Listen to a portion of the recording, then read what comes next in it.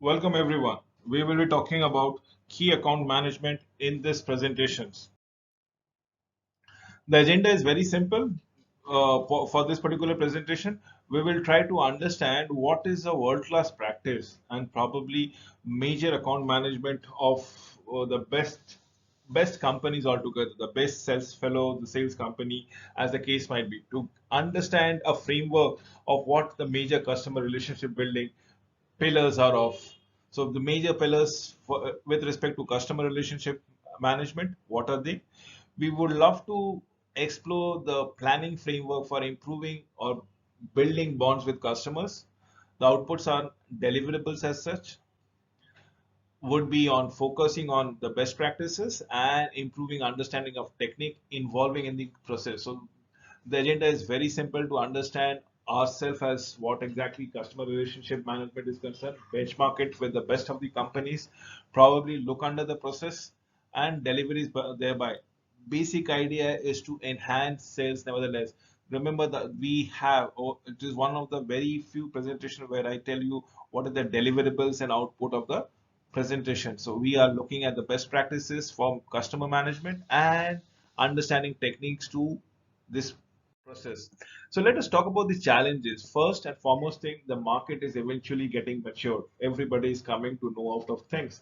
Every person's, because of the advent of the online or the World Wide Web, everything is accessible and everybody information is available, readily available anywhere. It is no longer a power as such. So market is maturing.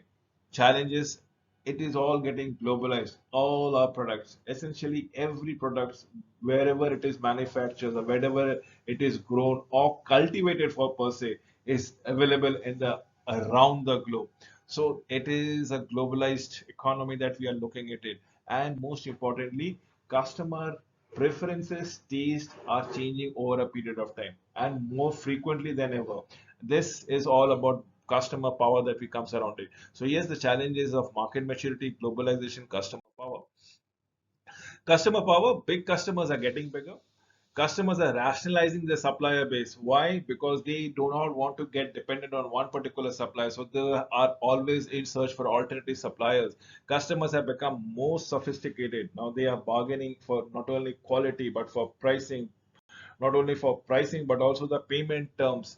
So we are, as a customer, looking for a tailor-made solution. The cost of serving customers is obviously increasing as they are becoming huge demand oriented. Suppliers and customers are developing new ways of working together. So that is what customer power is all about it.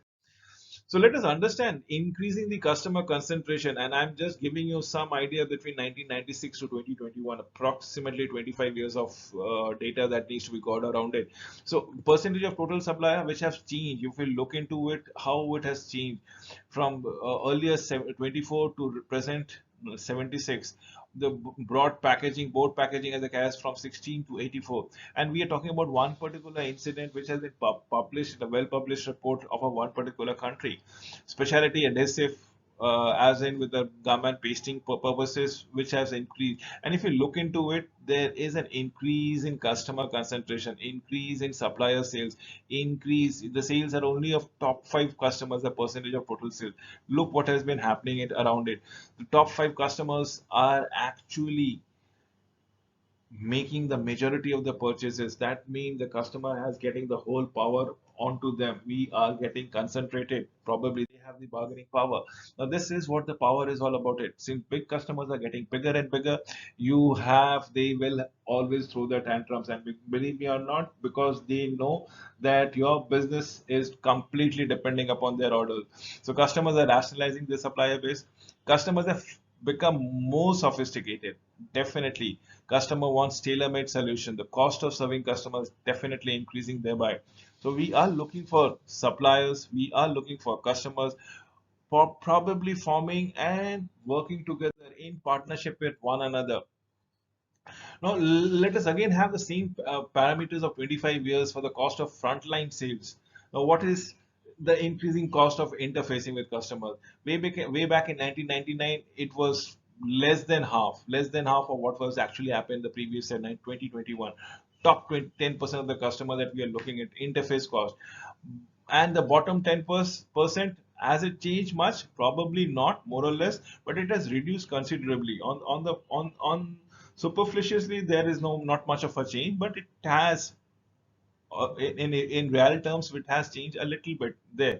So bottom 10% and top 10% of the customer, look who is having the power. It is always the top 10%, and the bargaining powers have increased by leaps and bounds. So suppliers are still interested principally in volume. Definitely yes, because that means they are able to move their cash or their capital, or probably circulate the capital as frequently as possible.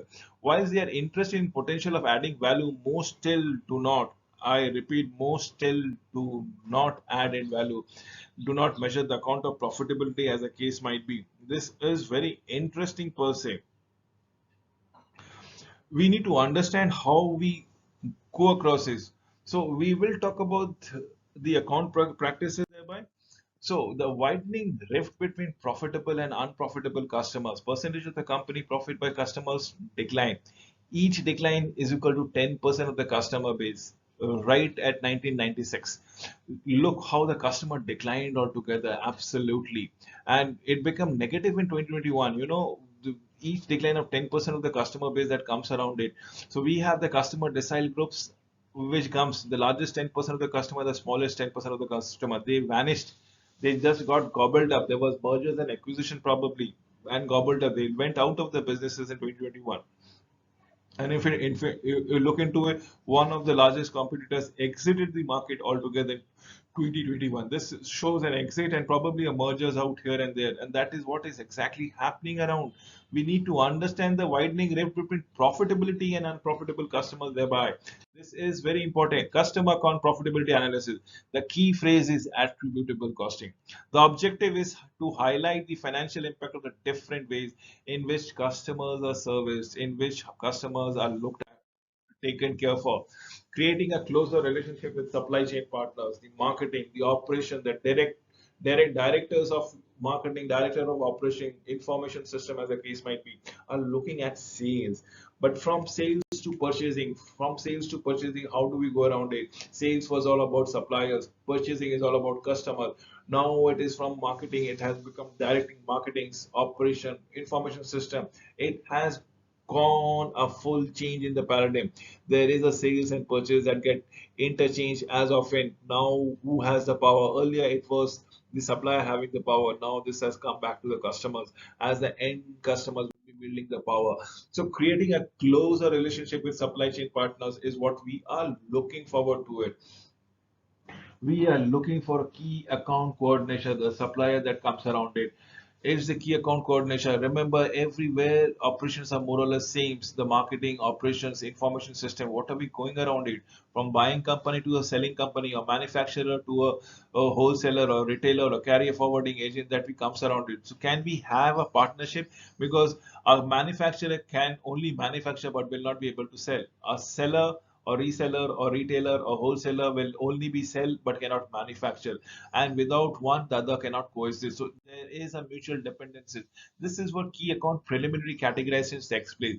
Remember, in terms of volume generated, top 15 is out here, next 30 and next 55. So if you want to go around it, if you want to concentrate on 55 companies, suppliers, whatever manufacturers, you are going into a fragmented market. But as you go up, probably not only you are convinced about the quality of the products, services, but also you have to see very less number of competitions out there, right? You don't have to manage hell number of businesses. So complexity is at the bottom of the pyramid, not at the top. So you need to understand where are you working, which segment that you want around it, and therefore you will come to realize what can be done and what should be done time and again.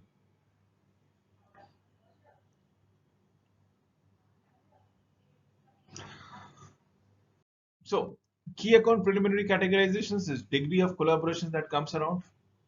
We say about key account management relationship stage: integrated, interdependent, cooperative, and basic. So one side which is transactional, which is low in transaction, is basic, but as you go for high, it becomes highly collaborative, a high transaction, high degree of things. So when it is basic level, you are only doing upon on a day-to-day efficiencies, operational basis, probably reducing the risk to ability to forecast.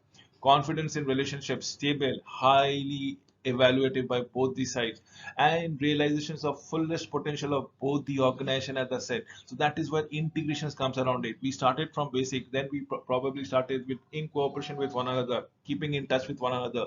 Then probably we realize that the manufacturer and the supplier, or the supplier and the customers, are dependent or can only coexist with each other. They cannot exist in silos. So they become interdependent. Probably then the cooperation started extended to become an integrated unit, and that is what key account management is all about. It relationship stage that comes around it. So let us understand the development phase of the relationship borders thing. On the x-axis, let us have a strategic intent of the buyer. On the y-axis, the intent of the seller, strategic intent. So we first, in the first stage, it is always an exploratory. We are trying, testing. Probably we are finding whether it is reliable, it is doable work or not. Then we move into the basic concepts, right? Probably then we move into cooperations with one another, probably giving information, sharing information, giving credit, taking credit, and so on and so forth. When I say credit, credit for money, cash, and things like that, payment terms. Then it becomes interdependent, where they can they have realized that coexistence is the only way to go forward. So that is what we are looking at times. Then becomes an integrated offers all together, as the case might be. Definitely yes. So exploratory key account management is a selling company and a buying company. We all have the same nomenclature, but this is the key account manager, the key customers contact that comes around it. From buying company is the customer contact, for the selling company is the key account manager that comes around, and we need to keep a tab onto it. So what are we looking at key account managers? The pre-trading concept. Customer potentially qualifies as a key account. Both sides are exploring, signaling important. Seller needs to be patient, prepared to invest, and reputational should be of intact. Critical basis, absolutely. This is what we are looking forward to. So selling company is of board, admin, operations of key account management, whereas the similar things have board, admin, operation, but of key customer contact. So buying company will always ensure who is the key customers out there. For the selling company, definitely it's the key account management that comes to be taken care of. Who are my clients? What are the clients that is very pertinent or should be very vital. So key account management, what the basic around it is transactional efficiency on delivery, driven by price, success measured by price, probably multi-sourcing, easy to exit, single point of contact, business relationship only, very little informations, definitely very little, reactive rather than proactive, probably low common interest, organization suits selling company, reward structures of key account managers as such, small chances of growing businesses, and probably they may be stable or maybe at a trial stage altogether. Whereas on the cooperative key account management, we are talking about everything which has been common. We are talking about the key account management in terms of logistic, in terms of order processing, in terms of customer service. These are only essentials for the customer contacts and key account management, the inbound logistic, the order processing, and the customer service thereof. So cooperative key account management is all about selling company adds value to the relationship. Definitely yes. Based on the assumption, experience of delivery performances, maybe preferred suppliers. We are looking for preferred suppliers. Exit, not particularly difficult. Probably you stop selling it or stop vending or stop dealing with the relationships, as the case might be. Multifunctional contact, relationship based mainly with buyers, organization mainly standards, limited versus customers, limited information sharing, focused rather than joint, strategic, not really trusted by the customers, as the case might be. Yes, definitely this is what we are looking forward to. So talking about interdependent of key account managers, this is all about selling company and buying company, where we are looking into. Remember, key account management is all about the selling companies, because the selling company will always try to keep in focus the end customers, whereas the purchasing manager, the buying company will be taking the selling contacts all together every now and then. So let us understand interdependent key account manager. They are acknowledging the importance of both of them, because they know they can only coexist. Without another, one cannot exist. So principle of sole supplier, exit more difficult, larger number of multifunctional contacts, developing social relationships, high volume of dialogue, streamlined processes, high level of information exchange, some sensitive, better understanding of customers, development of trust, proactive rather than reactive, prepared to invest in relationship, wider range of joint and innovative activity, joint strategic planning, focus on the future, opportunity to grow business as the case might be, how we look into it. So integrated key account management is of selling company and buying company, operation focus team, finance focus team, market research focus team, marketing focus research team, environment focus team, research and development focus team. Now these are a part of your key account teams. They will talk about operation, marketing, R&D, environmental. We are looking at the financial things, and this will take, now you look into it, as per the representation is concerned, there are nothing in external to the organization. We have integrated everything within the box altogether on behalf of both the buying company and the selling company.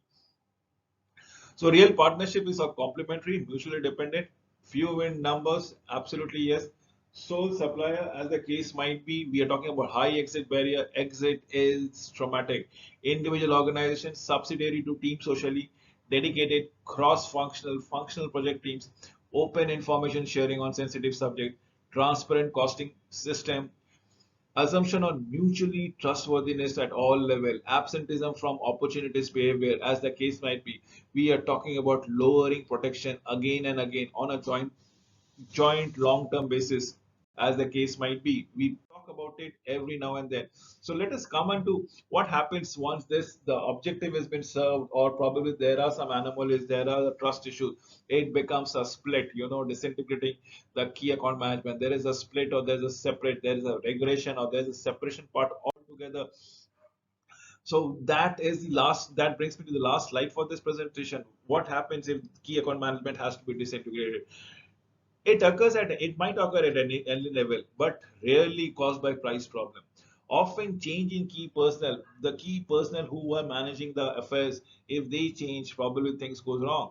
Key account managers approaches or lack of skills, failure to forge multi-level links, as the case might be. It is all about a trust issue. It is all about the breaching factor that comes around it. It is a prolonged poor performance against an agreed terms and condition, changing market position, changing culture, organization ownership, role, and so on and so forth. There might be complacencies and financial disappointment. These are all the reasons for why key account management can get dismantled altogether. Thank you once again for watching this particular video. I am sure key account management, every details has been discussed, and you people must have been benefited nevertheless. Thank you once again.